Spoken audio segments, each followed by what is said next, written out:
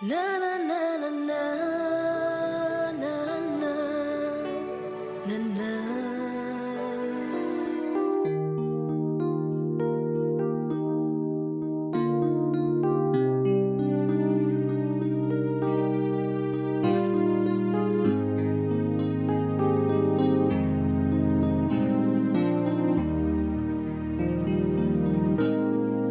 Oh, je t'adore.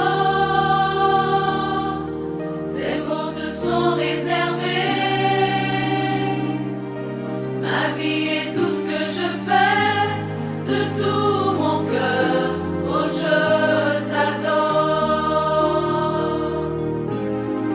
Oh, je t'adore. Ces mots te sont réservés. Ma vie est tout ce que je fais de tout mon cœur. Oh, je t'adore.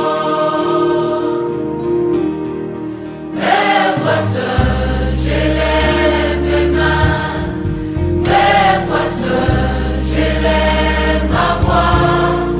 À toi seul, je donne tout mon cœur. J'offre ma vie et je t'adore. Oh, je t'adore. Ces mots te sont réservés. Ma vie est tout ce que je fais de tout mon cœur. Oh, je t'adore.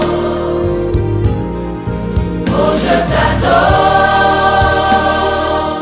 Ces mots te sont réservés. Ma vie est tout ce que je fais de tout mon cœur. Oh, je t'adore. Tu règnes, oh Dieu, en force et puissance. Tu es le Seigneur, assis sur ton trône. Je te vois bouger en suprême autorité. Je m'émerveille et je t'adore. Oh, je t'adore. Ces mots te sont réservés. Ma vie est tout ce que je fais de tout mon cœur. Oh, je t'adore. Oh, je t'adore. Ces mots te sont réservés. Ma vie est tout ce que je fais de tout mon cœur. Oh, je t'adore. Ma vie est tout ce que je fais de tout mon cœur. Oh, je t'adore. Ma vie est tout ce que je fais de tout mon cœur. Oh, je t'adore. Oh, je t'adore. Ces mots te sont réservés. Ma vie est tout ce que je fais de tout mon cœur. Oh, je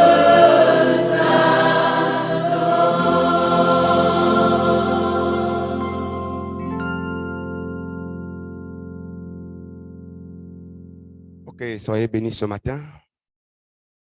Nous allons encore nous incliner un peu dans la prière.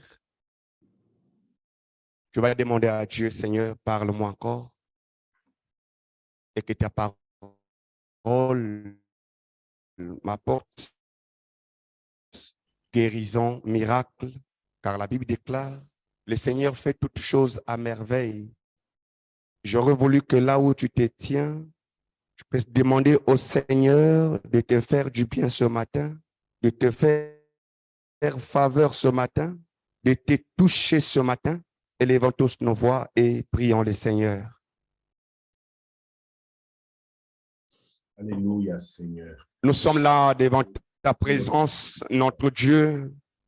Tu me connais mieux que moi-même. Asaph a dit, m'approcher de toi, et c'est mon plus grand bien. Nous sommes là, Seigneur, nous nous approchons de ton trône. Comme a dit notre frère Paul, approchez-vous avec assurance du trône de la grâce afin d'obtenir miséricorde et de trouver grâce pour être secouru dans tous vos besoins. Seigneur, nous sommes là ce matin. Nous nous sommes déplacés de nos maisons pour nous présenter devant ta présence. Fais-nous du bien, Seigneur, et secours-nous. Merci, Seigneur.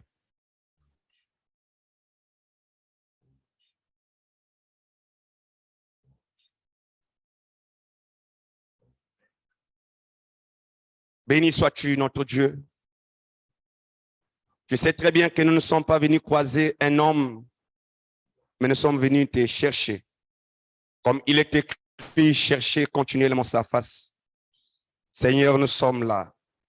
Ma prière est que tu touches tout un chacun qui nous saisit ce matin à travers le monde. Béni soit ton nom, Seigneur. Pendant que nous prononçons ta parole, nous demandons qu'il y ait des signes, qu'il y ait des miracles et qu'il y ait des prodiges parmi le peuple. Accompagne ta parole, Seigneur, parce que tu l'as toujours soutenue. Toi, tu as dit dans ta parole, mettez en pratique la parole de Dieu. Tu es toi-même le premier à mettre ta propre parole en pratique. La Bible déclare que tu veilles sur ta parole pour l'accomplir. Et accomplis, Seigneur, toutes les promesses qui sont liées à cette parole. Nous te sommes reconnaissants au nom de Jésus-Christ. Nous t'avons prié et nous disons comme un seul homme, Amen. Fraternellement, je vous salue ce matin et je salue tous les saints de la communauté Impact. J'ai du respect et de la considération pour cette communauté et je vous avoue que c'est là où je tire aussi mes sources d'inspiration. Amen. Je salue aussi les prédécesseurs qui sont passés tour à tour pour nous édifier, pour nous prêcher, nous présenter la parole de Dieu. Ce sont des frères d'armes. Ce sont les hommes que le Seigneur utilise puissamment. Et nous sommes vraiment bénis à travers leur grâce que Dieu a mise sur eux. J'en profite dans la même broderie de saluer notre leader qui le Seigneur a placé sur nous à Nayot, le pasteur Anaclé, là où il est, que le Seigneur, son Dieu, puisse encore le bénir. Amen. Alors ce matin, il nous a été dit de parler sur la foi. Le thème qui nous a été donné est intitulé « C'est la foi pour les grandes choses ». Et dès que j'ai lu ce thème, bien aimé dans le Seigneur, moi-même d'abord, ça m'a bousculé et j'ai aussi essayé de comprendre pourquoi les pasteurs reviennent sur ce thème. Et j'essaie de comprendre que c'est le thème qu'il faut en ces temps actuels. Parce que le peuple est en train de faire naufrage dans la foi. Et certainement inspiré par le Saint-Esprit, l'homme de Dieu, connecté avec Dieu, il veut que notre foi soit ravivée.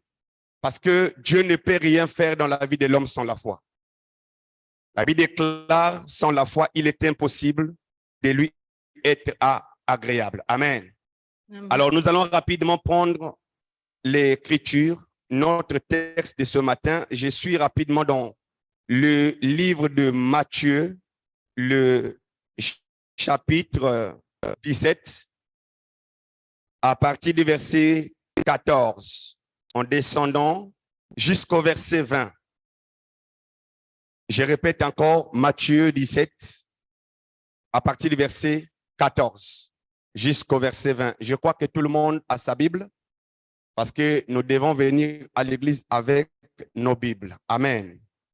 Lorsqu'il fut arrivé près de la foule, un homme vint se jeter à genoux devant Jésus et dit, « Seigneur, aie pitié de mon fils qui est épileptique et qui souffre cruellement. Il tombe souvent dans l'eau, dans le feu et dans l'eau.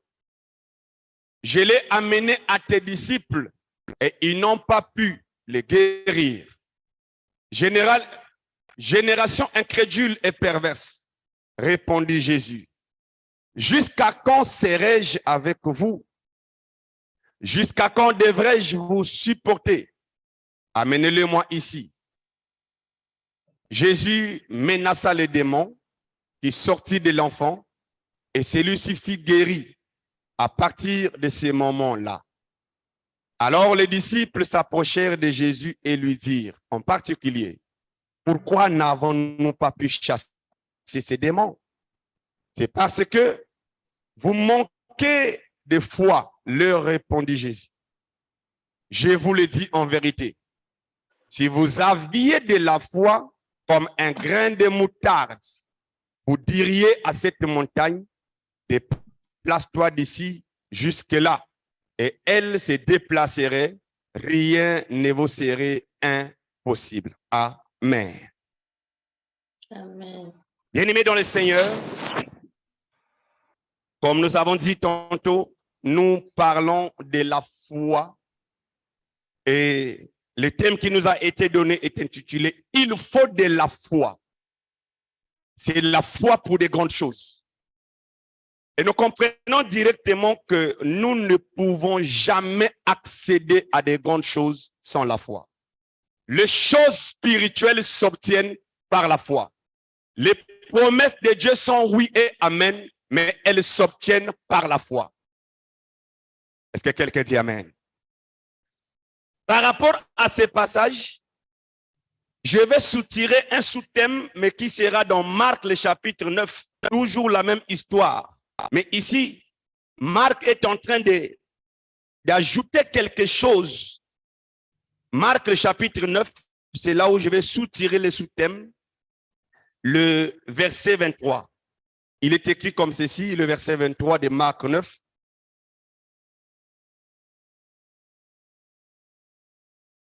Jésus lui dit, si tu peux, tout est possible à celui qui croit.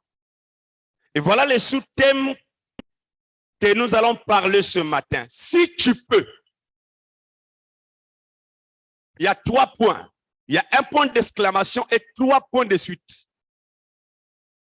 Si tu peux, tout est possible à celui qui croit. En d'autres termes, rien n'est possible à celui qui n'a pas la foi. Mais tout est possible, pas une partie. Tout est possible à celui qui croit. Ça, ce sont les paroles du Seigneur. L'histoire nous parle du Seigneur qui était parti sur la montagne accompagné des 3 disciples. Il a pris Pierre, Jacques et Jean. Il monte sur la montagne pour aller montrer sa gloire à ses 3 disciples. Les 9 autres sont restés dans la ville. Et pendant qu'il a fini de se transfigurer là-bas, il quitte la montagne pour descendre, il vient trouver une foule. C'est-à-dire que c'est comme s'il y a eu un événement ici. Il s'est interrogé pour dire, mais qu'est-ce qui se passe? Et voilà, un homme sort de la foule, il vient s'agenouiller devant le Seigneur pour lui dire, Seigneur, aie pitié de moi, aie pitié de mon fils. Mon fils est épileptique. Mon fils tombe malade et cette maladie l'amène presque à la mort. Quand il tombe malade, il a tendance à aller se jeter soit dans le feu, soit dans l'eau. Et Luc a ajouté quelque chose dans Luc le chapitre 9, le verset 39. Cet esprit avait l'intention de tout briser dans la vie de cet enfant. Vous savez, l'intention de l'ennemi a toujours été de détruire, de voler et d'égorger. Quand le diable a l'occasion d'entrer dans la vie de quelqu'un, ses intentions ne changent pas. Il veut tout détruire. Quelqu'un dit amen. Et le père de l'enfant avait compris que cette situation n'est pas naturelle. Il avait compris que ça peut être un démon, un esprit. Alors il a eu la foi, l'intention de venir voir les apôtres, les 9 qui étaient restés dans la ville, pour dire, j'ai une situation, j'ai un cas. S'il vous plaît, aidez-moi. Et la Bible déclare, ils se sont mis à prier. Ils ont chassé. Ils ont fait toutes les formules possibles. Il n'y avait ni ci ni voix. Ils sont fatigués. Ils ne comprenaient plus rien. Et Jésus, là où il était maintenant de retour. Voilà comment cet homme vient s'agenouiller pour dire, Seigneur, si tu n'interviens pas, ça sera compliqué. Mon fils est malade. Je l'ai amené à tes disciples. Ceux qui te disent, ces disciples, tes disciples à toi. Mais ils n'ont pas pu les guérir. Ça c'est compliqué, frère. Ils n'ont pas pu. En d'autres termes, cet homme voulait dire à Jésus, ils ont été incapables de résoudre cette situation. Et la réponse du Seigneur a été très sévère et sec. Le Seigneur les a dit, race incrédule et perverse. Waouh! Jusqu'à quand serai-je avec vous? En d'autres termes, pendant que les 9 apôtres étaient devant la situation, Jésus sur la montagne, mais le Seigneur en réprimandant ses disciples, il dit, jusqu'à quand serai-je avec vous? Jésus était avec eux, bien qu'il était sur la montagne. Quelqu'un dit Amen. Mais rien ne se faisait. Il dit à ses papas, amène-moi l'enfant. Dans d'autres passages, il dit, dès que l'enfant a vu Jésus, l'esprit commençait à s'agiter. L'esprit ne s'est pas agité en voyant les 9 apôtres. L'esprit s'est agité en voyant Jésus. Il l'a balancé à gauche et à droite. Jésus menace l'esprit. L'esprit sort et l'enfant fut guéri. Amen.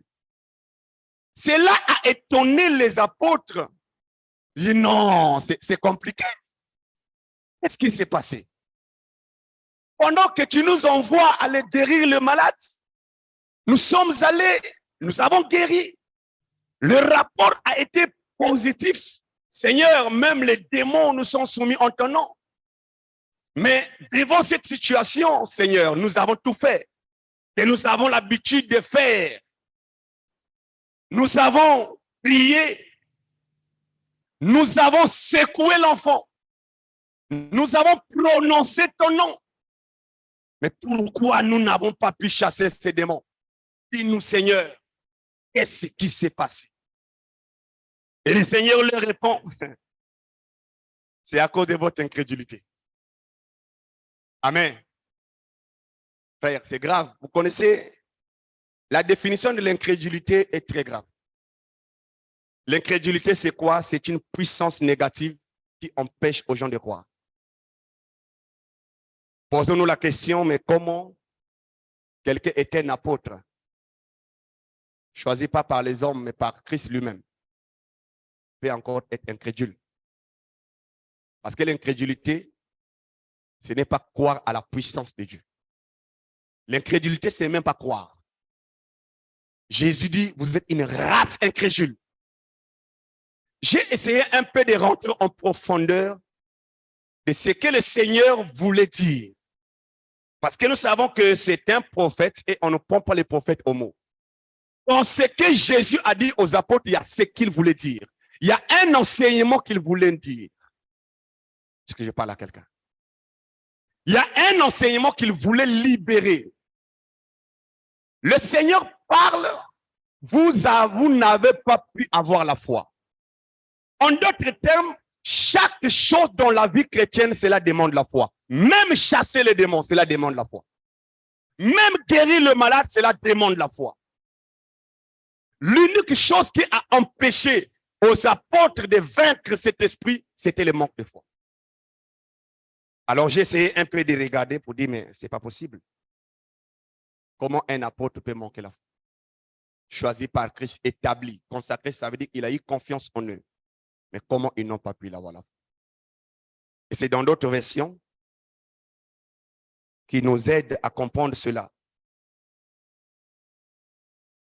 Dans la version, il y a une version que j'ai prise ici. La version parole vivante nous aide à comprendre cela. Il dit, parce que vous n'avez pas beaucoup de foi. Avoir peu de foi est comparable à l'incrédulité. Amen. La petite foi ne peut pas déclencher de grandes choses. Alors, quand notre leader a dit, c'est la foi pour des grandes choses, c'est quel type de foi? Parce que la version nous dit, parce que vous n'avez pas beaucoup de foi. En d'autres termes, le Seigneur voulait dire, la foi doit se révéler par rapport aux situations. Si ta foi reste standard, si ta foi reste au bas niveau, pendant que tu es en train de voyager, tu vas rencontrer des situations qui vont défier ta foi. En d'autres termes, devant chaque situation, ta foi doit rebondir. Ta foi doit prendre de la hauteur. Est-ce que je parle à quelqu'un?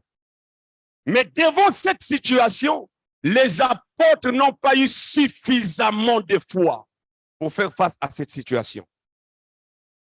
Est-ce que quelqu'un m'entend ce matin? Que Dieu vous bénisse abondamment. J'ai dit que Dieu te bénisse ce matin. Le problème pour les apôtres, ce n'était pas s'habituer à faire ce qu'ils avaient habitué de faire. Parce qu'ils étaient habitués à régler ce genre de situation.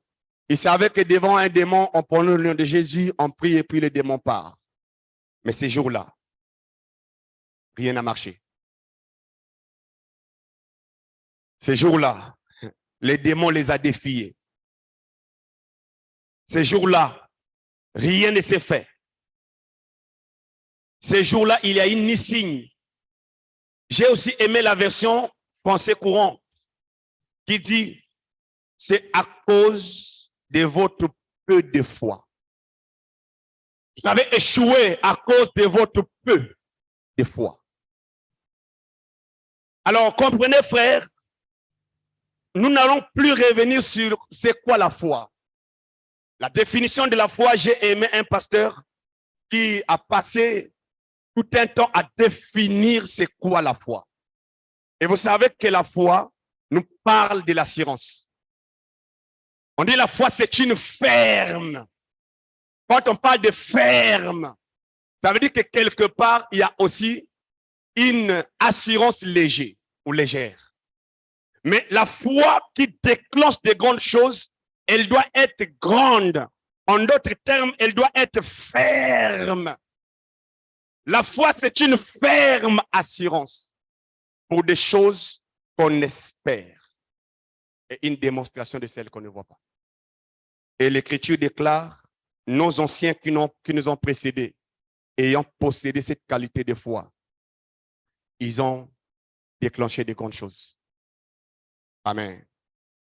Aujourd'hui, on peut s'interroger pour dire, mais j'ai commencé à prier il y a longtemps. J'ai prié pour cette situation, mais je ne vois pas la solution à cette situation. Est-ce que c'est Dieu qui devient faible? Est-ce que c'est la parole qu'on t'a prêchée qui est faible, qui est mauvaise? Est-ce que c'est l'Église qui n'a pas Dieu? Le problème ici, ce n'est ni les pasteurs, ni la parole, ni Dieu. Mais le problème, c'est toi-même, c'est moi. Est-ce que je parle à quelqu'un? Le peu de foi disparaîtra toujours devant les situations montagneuses. Le peu de foi ne peut pas tenir devant les situations de taille. Et maintes fois, ce n'était pas pour la première fois que Jésus a appelé ses apôtres hommes de peu de foi.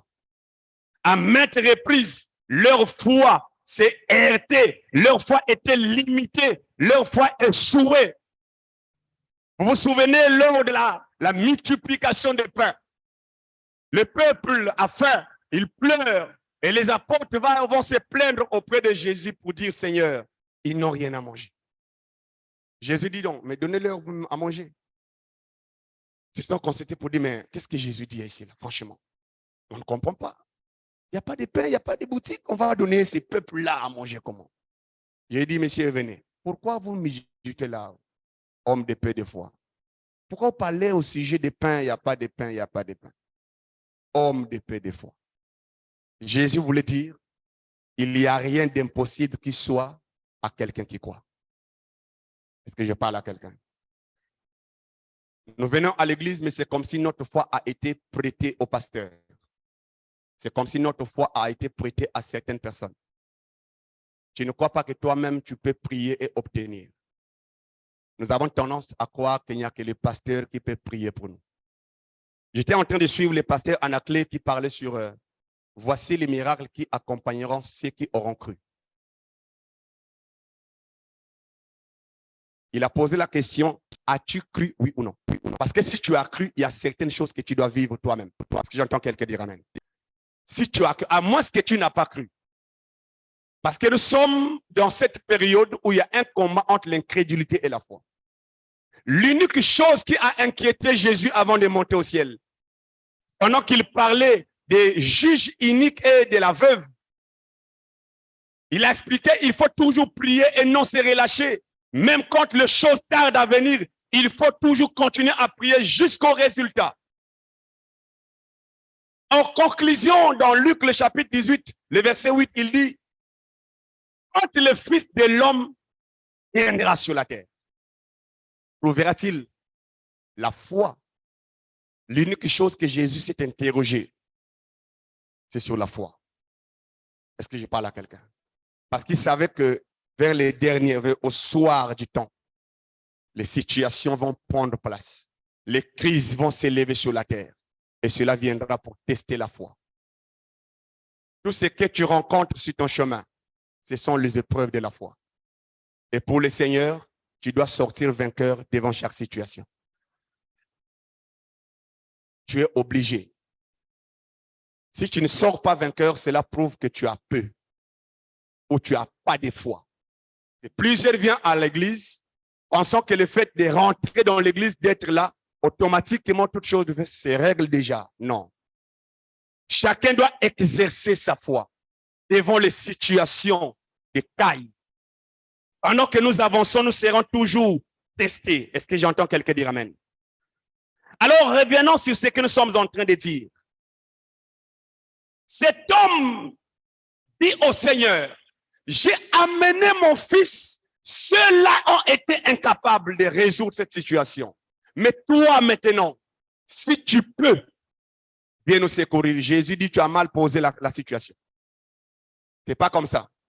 Si je peux, mais moi je suis Dieu. Moi je peux tout. Amen. Tout ce que je déclare, cela s'accomplit.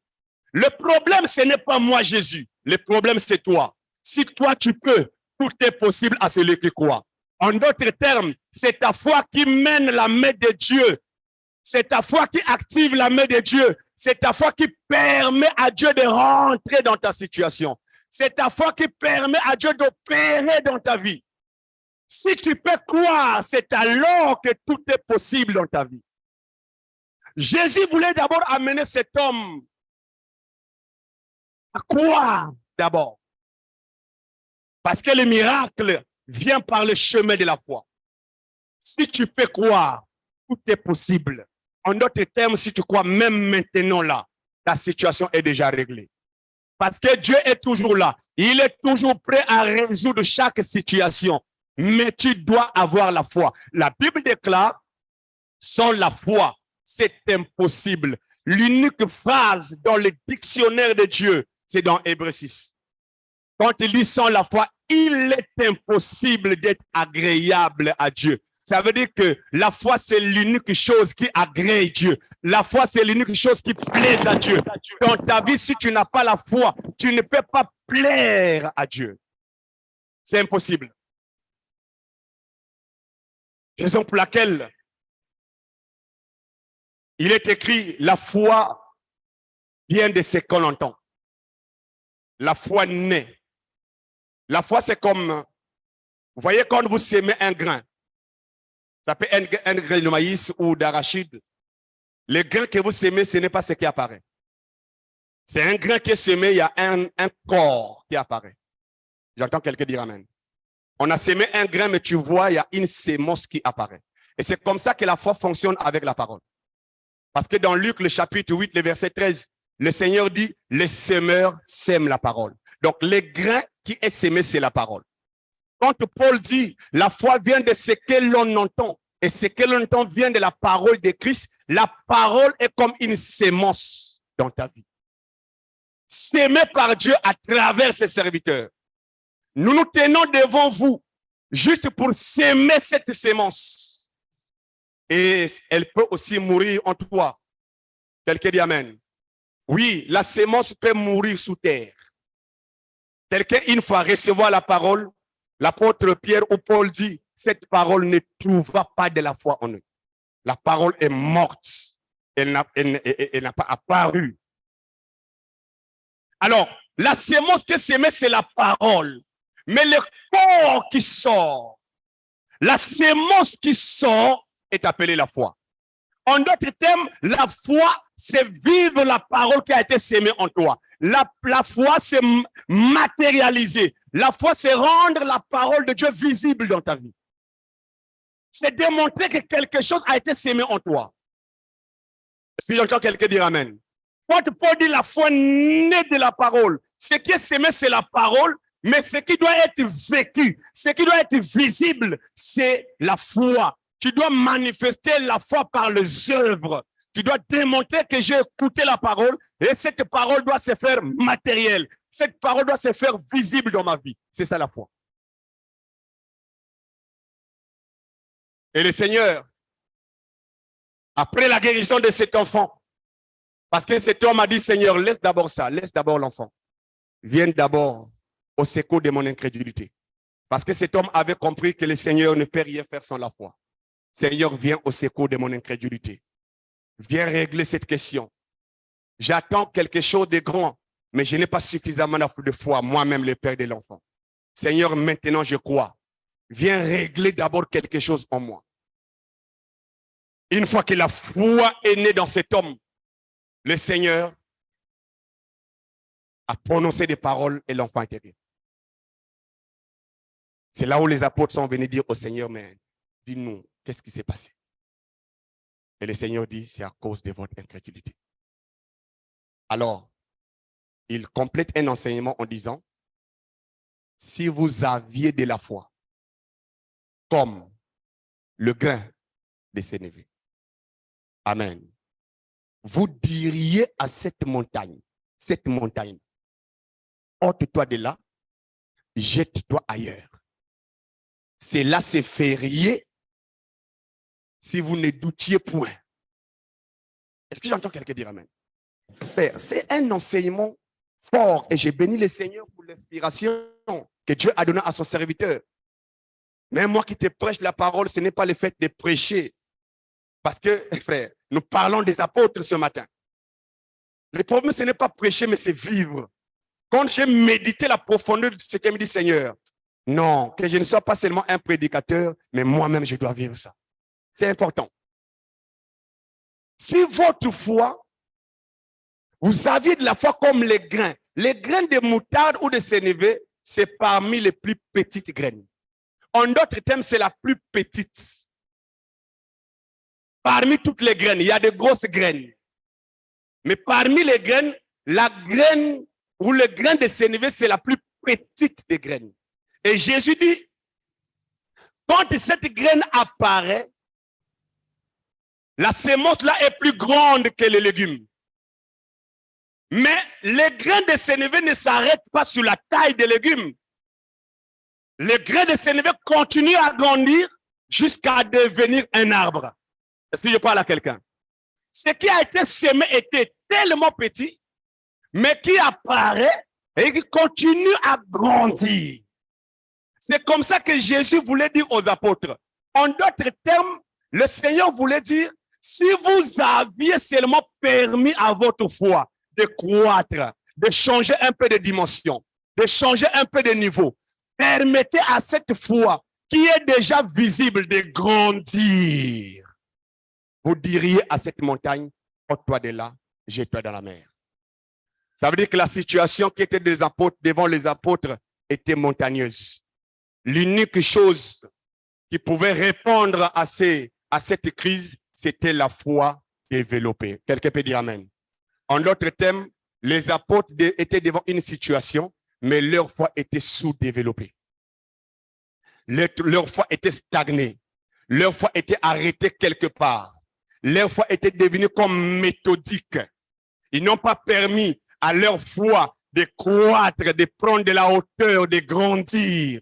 Et le Seigneur dit, si vous aviez de la foi, exactement comme grandit le grain de sénévé, elle commence tout petit, elle apparaît, mais jusqu'à devenir un arbre au point où les oiseaux du ciel viennent trouver refuge.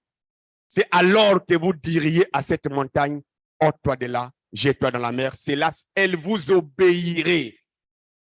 Mais quand vous ne doutiez point. En d'autres termes, l'unique obstacle à nos prières, c'est non doute.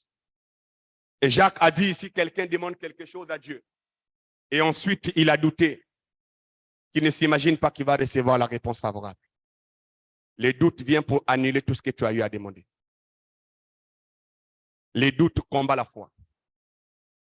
Les doutes désactivent la main de Dieu. Les doutes te feront croire que c'est comme si Dieu c'était un Dieu d'histoire.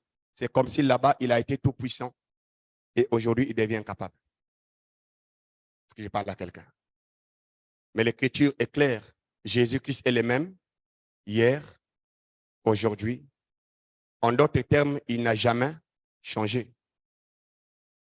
Quand on dit à quelqu'un pour dire, ah, mais toi tu ne changes pas. Toi tu n'as pas changé, hein? Ça veut dire quoi?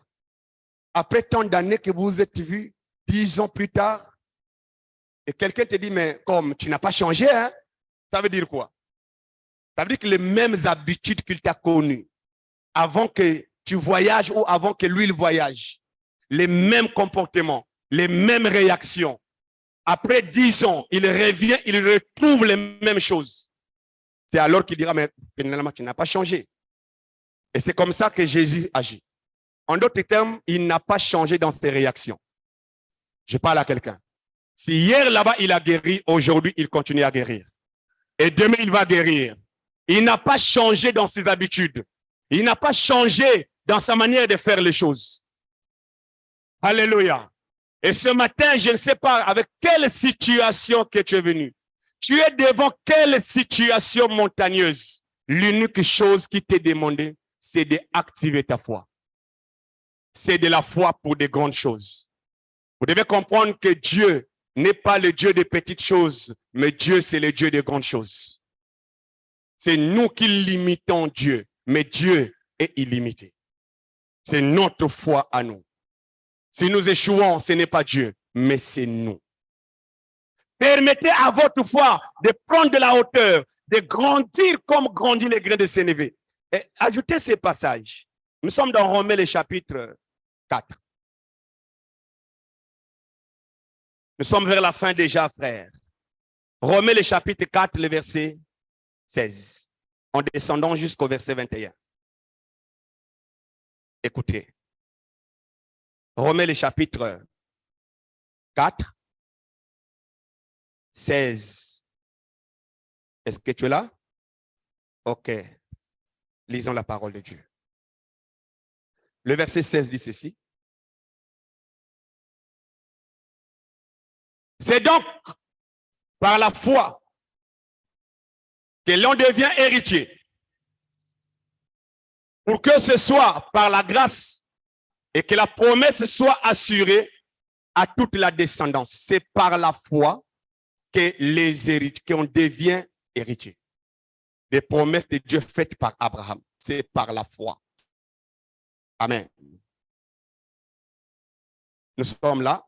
Je répète encore. C'est donc par la foi que l'on devient héritier pour que ce soit par la grâce et que la promesse soit assurée à toute la descendance.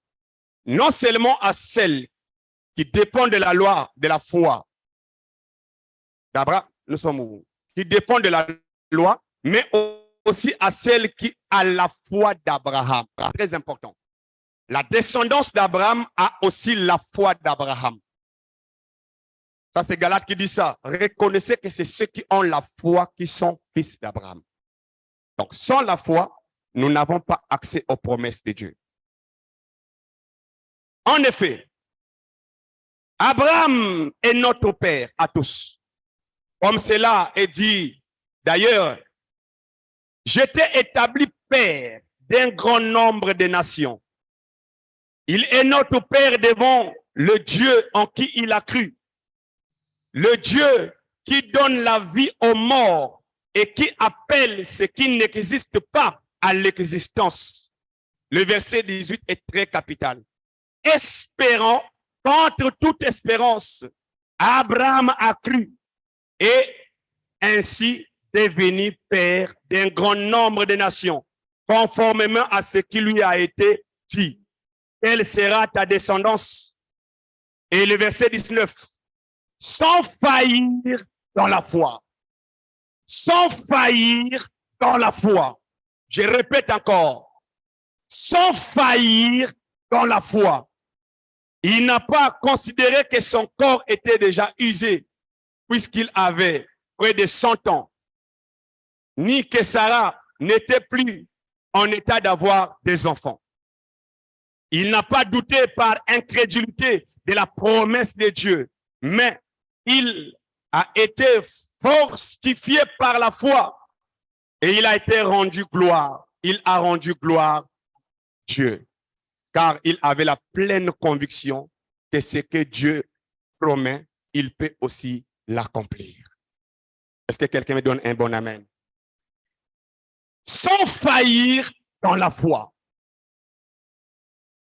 Dieu a libéré la parole à Abraham. Il dit, Abraham, tu seras le père d'un grand nombre de nations. C'est toi le père. C'est la parole de Dieu qui a été déposée en Abraham. Mais cette parole doit s'accomplir. Quel est le devoir d'Abraham? Abraham a le devoir de croire à cette promesse. Combien de gens ont les promesses de Dieu, mais ces promesses n'arrivent pas à l'accomplissement? On commence même à douter en disant, est-ce que c'est Dieu qui nous a parlé? Mais ici, il dit, sans faillir dans la foi. Mais il a cru. Il savait que celui qui a fait la promesse est fidèle. Bien dans le Seigneur, je vais dire à quelqu'un ce matin, la foi, c'est pas seulement croire que Dieu peut faire. Non. Parce qu'il peut déjà tout faire. Mais la foi consiste à croire que Dieu va faire. C'est-à-dire que c'est une obligation. Quoi qu'il m'arrive, Dieu va faire. Ne vous limitez pas comme c'était on peut dire, Seigneur, si tu peux. Non, il peut déjà tout. L'homme de foi dit, Dieu va faire. Parce que celui qui a fait la promesse, il est fidèle. C'est ça la foi qui grandit. La foi qui répond au défi de ta vie chrétienne. Dieu va faire. Le médecin peut dire quelque chose qui vient comme pour te troubler, soit pour la vie de ton enfant, soit pour quelque chose que tu es en train de menacer ta santé. Mais un homme de foi ne croit pas à ce que les hommes disent. Un homme de foi dit, je crois, les hommes sont limités, mais mon Dieu va faire. Vous savez, j'ai aimé cette femme, la femme de distinction. Dieu lui a donné l'enfant par le canal d'Élysée. L'enfant va visiter son père au champ, il trouve les maux de tête. Et son père dit, ramène-le chez sa mère. L'enfant arrivé chez sa mère, trouve la mort. La femme là n'a pas paniqué. Elle n'a pas pleuré, elle n'a pas alerté la zone ou son quartier. Elle a gardé son calme. Elle dit au serviteur, va dire à mon mari de m'envoyer les moyens de transport. Je vais aller voir l'homme de Dieu. S'il te demande, Qu'est-ce qui se passe? Réponds que tout va bien. C'est son mari, s'il vous plaît. Amen.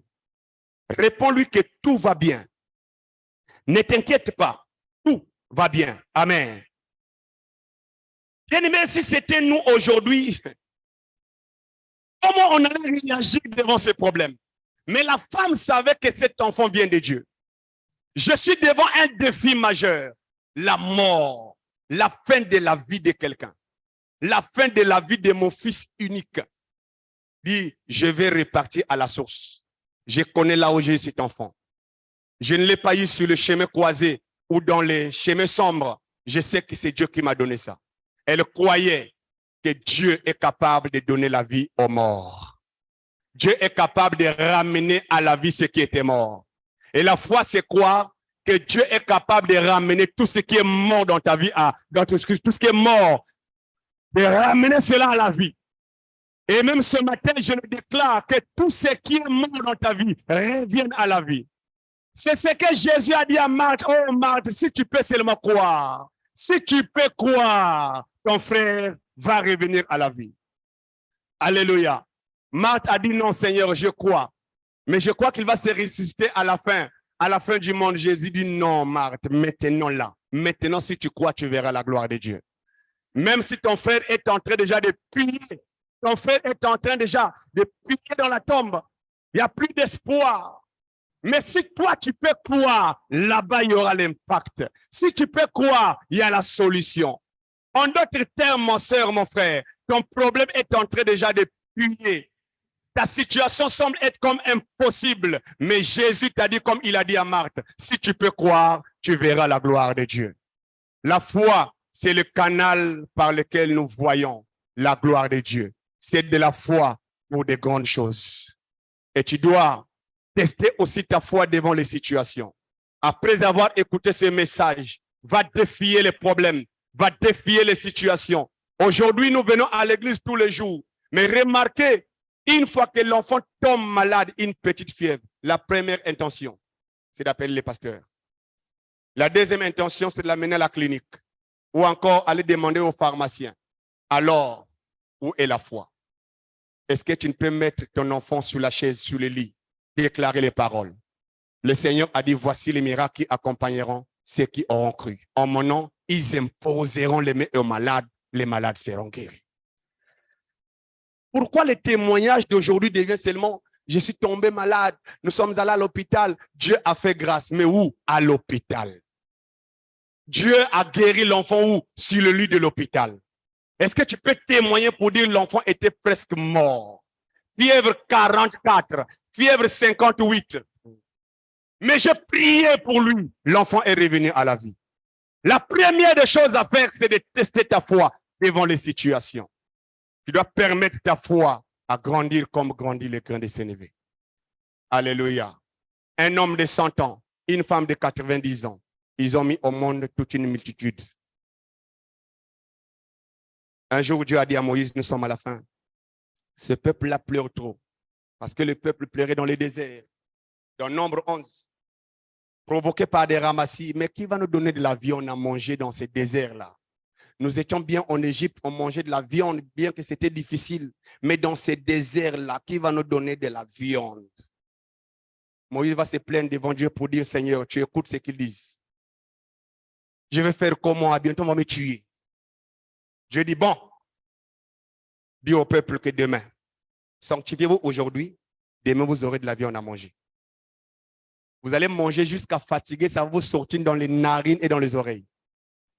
Vous en aurez assez. Moïse dit, oh, il commence maintenant à combattre Dieu pour dire, Seigneur, tu vas égorger tous les animaux ou tu vas rassembler tous les poissons de la mer pour 6 millions des hommes de pied, sans compter les femmes et les enfants. Amen. Il dit 600 000 hommes de pied forment ton peuple. Maintenant, où est-ce que tu trouveras cette viande-là pour tout le monde? Est-ce que tu vas égorger les animaux que nous avons ici pour que tout le monde, ça puisse suffire? Ou bien tu vas rassembler tous les poissons de la mer? Dieu dit à Moïse, oh, mais Moïse, vraiment même un prophète? Est-ce qu'il y a quelque chose qui soit impossible de la part de l'Éternel? Oh, waouh, j'ai aimé ça. Alléluia. Il n'y a rien d'impossible de la part de Dieu. Et Dieu avait tenu promesse. Quand le peuple s'est réveillé le matin, la viande était sur le bord du chemin, en désordre. Même là où tu crois que la chose est impossible, pour Dieu, cela est possible. C'est de la foi pour de grandes choses. Quelqu'un dit Amen. C'est de la foi pour de grandes choses. Si tu n'as pas la foi, tu es privé aussi de grandes choses. Et ne pensez pas que Dieu est petit, Dieu est grand. Et pour voir la grandeur de Dieu, il faut de la foi. C'est une obligation. Amen. Là où toi, tu penses que je suis limité, je suis arrêté, Dieu voit, le chemin est devant toi. Là où tu crois que l'obstacle, je ne peux pas, Dieu dit oui, tu peux. Il te manque juste quoi? La foi. La foi, c'est la capacité du chrétien qui lui permet de bouger encore plus loin. La foi ne limite jamais un homme. Un homme de foi n'est jamais limité. Je parle à quelqu'un. Même devant la mer Rouge, pendant que le peuple pleure, dit Seigneur, nous sommes morts. Derrière, Pharaon arrive. Devant, il y a la mer Rouge. Mais Dieu nous a confondus. Mais c'est impossible. Mais qu'est-ce qui se passe? Dieu au ciel a dit à Moïse, mais pourquoi ces cris-là? C'est comme si Dieu ignorait ce qui était devant le peuple. Derrière, il y a leur ennemi. Devant, il y a la mer Rouge. Dieu dit à Moïse, mais pourquoi ces cris? C'était les cris amers devant Dieu qui dérangeaient les oreilles de Dieu. Pourquoi j'entends ces cris? Dis au peuple qu'il marche. Mais marcher où? Mais il y a la mer devant nous. Dis au peuple de commencer déjà à bouger. Même s'il y a la mer, bouger. Alléluia. En d'autres termes, Dieu disait à Moïse, même s'il faut marcher dans les eaux, marcher, engager la foi. Parce que là où vous voyez qu'il n'y a pas le chemin, moi Dieu, je vois le chemin. Là où vous voyez qu'il y a le mur, moi Dieu, je vois le passage. Un homme de foi n'est jamais coincé. L'homme de foi fonctionne comme le vent. Le vent, tu ne peux pas l'embrigader. Jésus a dit, celui qui est né de nouveau fonctionne comme le vent. Il peut souffler là où il veut. Alléluia. Jusqu'à ce que Dieu les a prouvés qu'à travers la mer, il y avait une avenue. Il y avait un passage. Est-ce qu'il y a quelque chose qui soit impossible de la part de Dieu? Amen. Et ce matin, nous voulons prier. Nous sommes venus ce matin pour nous encourager mutuellement. Est-ce que quelqu'un peut se mettre debout là où vous êtes à travers le monde? Nous voulons prier. Nous voulons mettre la foi en exercice. Tu vas commencer premièrement à rendre grâce à Dieu par rapport à ces messages. Là où tu es, je sais que le Seigneur t'a fait grâce. Tu vas commencer à lui rendre gloire par rapport aux choses que nous ignorions. Dire à Dieu, Seigneur, merci. Merci pour cette grâce. Merci pour cette parole. Pendant que tu es en train de remercier le Seigneur, il y a quelque chose déjà qui prend place dans ton cœur. Élevons nos voix et prions. Nous te rendons grâce pour ce matin. Nous bénissons ton Saint-Nom, roi. D'abord, je te loue, Seigneur, car tu Sois es béni, vrai, sois glorifié. Seigneur. Ta parole est vraie, Seigneur. Sois béni pour ta faveur ce matin, notre Dieu. Seigneur, car ta parole est vraie, Yahweh, je t'adore. Sois élevé pour ce matin, notre roi. Hey. Merci encore une fois de plus, oh Dieu de mon salut. Seigneur. Sois béni, notre Seigneur. Je t'exalte, Seigneur. Sois célébré, notre Dieu. Je ta parole éternelle. Je te loue, oh Dieu, car tu es vrai, Seigneur. Je t'exalte, Yahweh, car ce matin,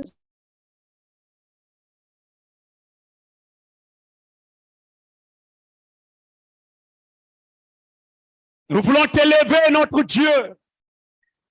À travers le monde, Seigneur, écoute les cris, écoute nos prières. Oui, sois élevé, notre Seigneur. Élevé, Seigneur. Sois élevé, Seigneur. Sois magnifié. Sois béni, notre Dieu tout-puissant. Tu es Seigneur. Sois célébré, notre Seigneur. Je suis de toute situation. Sois honoré, notre Dieu. Et ta parole est vraie. Je la reçois ce matin. Merci, Seigneur. Je l'embrasse ce matin. Je l'en possède ce matin. Mon âme te- Merci Seigneur. mon âme te loue. Au nom de Jésus. Toi de la gloire. Toi qui es Dieu. Bien-aimé, la foi, c'est considérer que Dieu est suprême. La foi, c'est croire que Dieu est redoutable. La foi, c'est croire que Dieu va faire. Et le Seigneur a dit, quand vous aurez élevé le Fils de l'homme, de la même manière que Moïse éleva les serpents dans le désert, c'est alors que vous connaîtrez qui je suis. Ce matin, à travers le monde, vous qui nous suivez, nous voulons élever le Seigneur au-dessus des situations. Nous voulons élever le Seigneur au-dessus des maladies. Nous voulons élever le Seigneur au-dessus des défis. Élève le Seigneur au-dessus de tout obstacle. Quand Jésus prend de la hauteur, toi, tu as la solution.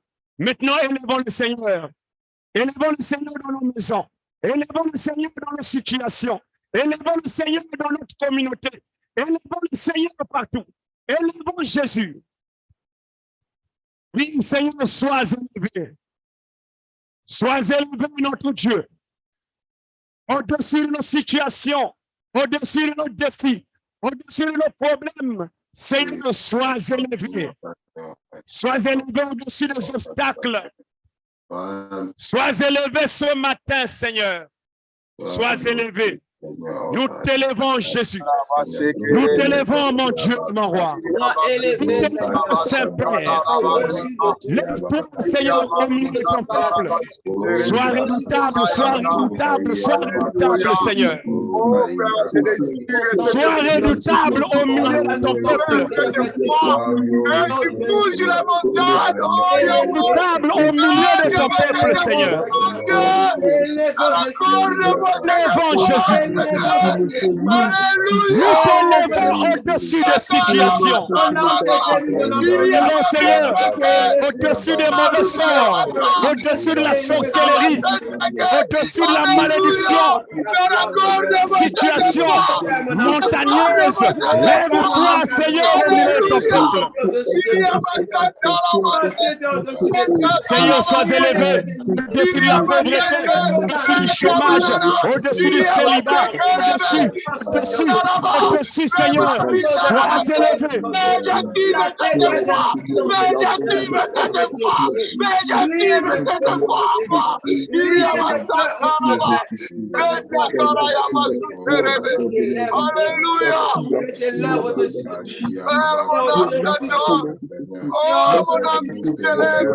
Véritable grand roi. Alléluia. Que soit l'honneur et la gloire. Je remercie l'activité de cette foi. Je remercie Yahweh. Je de grande foi. Nous t'élevons, Jésus. C'est toi que nous élevons au-dessus de mes C'est toi que nous élevons, Seigneur. Merci, mon Dieu. Merci, Seigneur. Oui, bien-aimé. J'aimerais que tu exagères encore. J'aimerais que tu exerces ta foi ce matin. Les choses commencent de ce matin-là. J'aimerais que tu avances encore. J'aimerais que tu permettes à ta foi de prendre de la hauteur. J'aimerais que tu ouvres ton cœur. Parce que le Seigneur nous a déjà dit, rien n'est impossible à celui qui croit. Tout est déjà possible à Dieu. Tout a déjà été réglé. Les promesses s'accomplissent, mais si seulement nous avons la foi. Notre frère Ésaïe, au chapitre 59, juste le verset 1, il a dit non. Les bras de l'Éternel n'est pas devenu trop courte pour sauver. La main de l'Éternel n'est pas courte pour guérir. Pour que nous suivions à travers le monde, peu importe ta maladie, ta situation, nous allons invoquer Dieu comme il est écrit. Quiconque invoquera le nom du Seigneur sera sauvé. Que le Seigneur te sauve de cette situation, de cette maladie mortelle. Le Seigneur te fasse sortir de ce trou. Oui, la Bible déclare, il envoya sa parole et les guérit, les a fait échapper de la fosse. Que les bras de l'Éternel te cherchent là où tu es. Le bras de l'Éternel te touche là où tu es. La main de l'Éternel te saisit là où tu es. La main de l'Éternel te montre que tout est encore possible. Et nous allons le voir. Et nous allons le Seigneur. Nous avons besoin que Dieu puisse apporter sa guérison. L'Écriture nous enseigne Dieu fait toutes choses à merveille. Que le Seigneur étende son bras à travers le monde, qu'il touche, qu'il guérisse les malades, qu'il relève ceux qui sont tombés, qu'il redresse ceux qui sont tombés dans ta vie. Oh Seigneur, Oh, touche Seigneur. Touche celui qui est malade. Et porte la distance. Seigneur, par la foi, nous avons besoin que ta main touche le peuple ce matin. Nous avons besoin de voir des signes, des miracles, des prodiges, des guérisons. parce que je crois cela. Ta main est dans tout, Seigneur. Ta main agit déjà. Ta main agit déjà. Ta main agit déjà. Ta main agit déjà. Oh, étends ta main, notre Dieu. Étends ta main, Seigneur. Étends ta main, Jésus. Étends ta main ce matin à travers le monde, Belgique, en France, en Lille, en RDC. Seigneur, étends ta main au Mali. Étends ta main, Seigneur. En Côte d'Ivoire, au Gabon. Étends ta main, Seigneur. Qu'il y ait des témoignages, qu'il y ait des témoignages, qu'il y ait des témoignages. Nous voulons témoigner ta grandeur. Nous voulons témoigner ta grandeur pour une génération.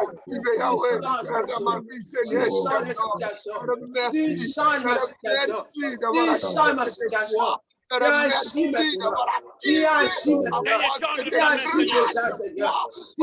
nom de Jésus, nous avons besoin de contempler de grandes choses. Nous avons besoin d'expérimenter la disparition de kystes, de myomes, de fibromes. Nous avons besoin de contempler ta gloire. Nous avons besoin, Seigneur, que tu saisisses le peuple. Alléluia. Opérer dans le ministère pour ce repas. Opérer dans notre contexte. Opérer, Seigneur. Je t'attends ce matin. Je te loue ce matin. Parce que Dieu. Au nom de Jésus. Au nom de Jésus. Alléluia. Oui, bien-aimé. Alléluia. Nous sommes à la fin, j'aimerais prier pour toi. Je ne t'imposerai pas les mains, tu peux t'imposer tes mains toi-même. Si tu es malade, mets la main là où tu es malade. Jacques a dit, quelqu'un parmi vous est-il dans la souffrance? Qu'il prie. Peu importe la souffrance, prie. Jésus agit encore. Il n'a jamais changé. Vous savez, vous devez arrêter de croire à un Dieu d'histoire. Parce que Dieu est actuel. Dieu agit aujourd'hui. L'Écriture dit, David a servi Dieu dans sa génération. S'il faut voir la main de Dieu, c'est dans ta vie. Le même Dieu qui a redressé la femme courbée pendant 18 ans peut aussi redresser ta vie. Ce matin, il ne voyage pas. Il est là présent. Il attend juste que tu puisses croire. Oh, si quelqu'un peut croire, ce qui était courbé dans ta vie peut être redressé. Ce qui était mort peut revenir à la vie. La santé qui était endommagée peut être restaurée. David a dit, le Seigneur restaure mon âme. Oui, Seigneur, étends ta main. Je sais que ta main n'est pas courte, elle n'est pas limitée.